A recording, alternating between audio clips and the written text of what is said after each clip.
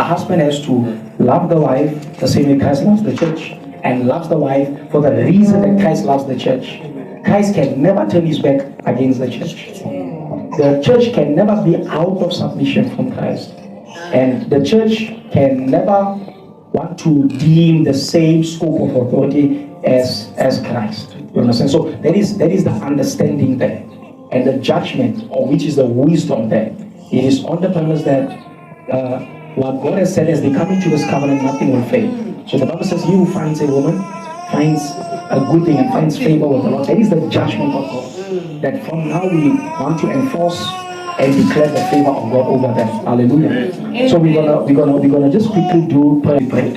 And this is now part of what she wears. Now we're gonna use that as a seal. Just cover that as a shawl. Bless you. As a shawl. This is a prophetic exercise, but it's not what we do. This is a prophetic exercise. Hallelujah. Amen. Teacher Shupe, get me anointing on right. Teacher Shupe. Hallelujah. Amen. We are going to anoint them. Hallelujah. I just put my finger for it not to. Hallelujah. According to the book of Psalms, where there is unity, yes, the Lord commands a blessing. Yeah. Like the anointing oil that was poured on the head of Aaron, that dripped even to the skirts of the garment. I pray nothing prevails against this unity, Lord. I pray nothing, no altar, no power, no principality, no government, no law, no judgment, no decree, Lord, prevails against this union. Lord, as they are subjected, we intercede for them. We pray the strength of the hand of God over them. That the same might that Christ has over the church, Lord, must be that same scope of authority, Lord, established in the husband.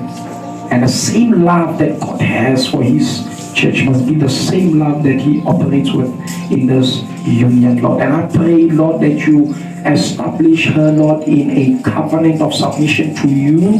Now I announce the blessing of the Lord, that the Lord hear you in the time of trouble. That the name of the Lord, the God of Jacob, become your defender. Send you help from the sanctuary. Strengthen you out of Zion. Remember all your offerings and accept the burnt sacrifices. Grant you according to your own heart and fulfill thy counsel.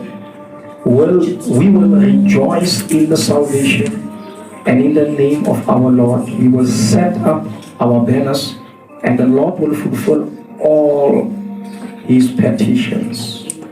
Now know I that the Lord saveth his anointed. He will hear from his holy heaven with the saving strength of his right hand. Some trust in chariots and some in horses, but we remember the name of the Lord our God. They are brought down and fallen, but we are risen and stand upright. Save, O God, let the King hear us when we call. Alright, I want us to seal it in prayer. Please come. I want us to seal it in prayer. Please just hold hands. And Lord, I pray, Lord God Almighty, the rest of God Almighty, they are starting, they are running in the cross. Become the Lord, their strength, their headquarters, their defender. Become the one that prevails in their life. Everything that they need, you will stand to supply. You will stand to be God in this institution, Lord. Your power is established, your counsel is made known. And Lord, give them the strength to run the race, even to the end, and be glorified of this union, Lord. We bless you, Lord. In Jesus' mighty and precious name, we bless you.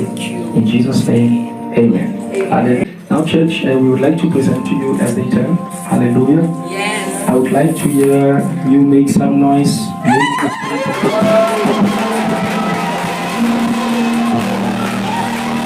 Make Even in Kimberley, Northern Kingdom, South Africa,